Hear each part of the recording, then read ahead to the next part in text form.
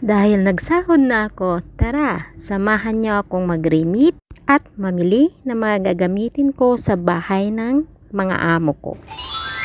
After bakasyon ko last month sa Pinas, mga tol, ang dami kong na-realize na dapat kong baguhin sa sarili ko, lalo na sa paghawak sa perang kinikita ko. Dahil nakasahod na at off ko ngayon, samahan niyo ako ngayong araw mga tol. Pagkababa ko nga dito sa bahay ni na amo, dumiretso muna ako dito sa may 7-Eleven para mag-top up ng pera na ipapadala sa bank account ko mga tol gamit ang WeChat. Pero kung may utang ako mga tol, syempre inuuna ko munang bayaran yung utang ko bago ako mag-save. Dahil magre-remit pa ako sa Central mga tol, sumakay na nga ako ng tram dahil mas mura ang pamasahe kaysa sa train.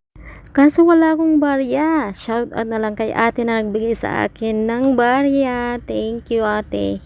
Pagdating ko nga dito sa Central mga tol, dumiretso na ako dito sa Metrobank para mag-remit ng pera. Tignan nyo mga tol, ang baba ng rate. Pagkatapos kong nag-remit, bumili na ako ng mga importante kong gamit.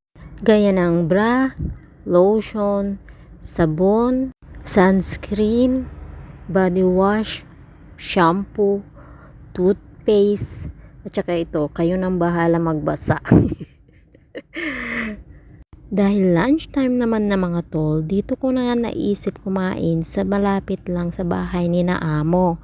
Para pagkakain ko, diretso akyat na lang. Thank you Lord sa food. Beef curry naman ngayon ang kakainin natin mga tol, kaya halina kayo, sabayan nyo na akong kumain. Yayamanin tayo ngayon mga tol, kaya yan, alam nyo na, may sahod. Kaya naman, dito tayo kumain.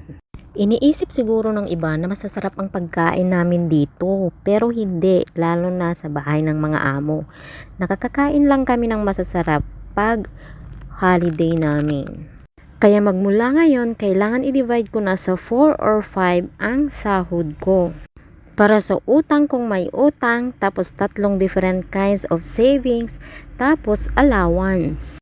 Magastos ako sa pagkain, lalo na kung walang pagkain dito sa bahay ni na amo. Ayaw ko namang gutumin ang sarili ko, kaya kailangan kong bumili.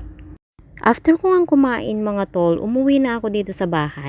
Nakabili pala ako ng leggings para may gagamitin ako pang sundo. Dito sa maliit na drawer ko nilalagay mga stock ko mga tol. Meron pang natitirang tissue, wet tissue, mga napkin, panty liner, toothbrush, kaya hindi na ako bumili kanina. Ang natitirang pera ko na lang is para sa data ko at saka pang allowance ko for the whole month. Hanggang sa sahod ulit.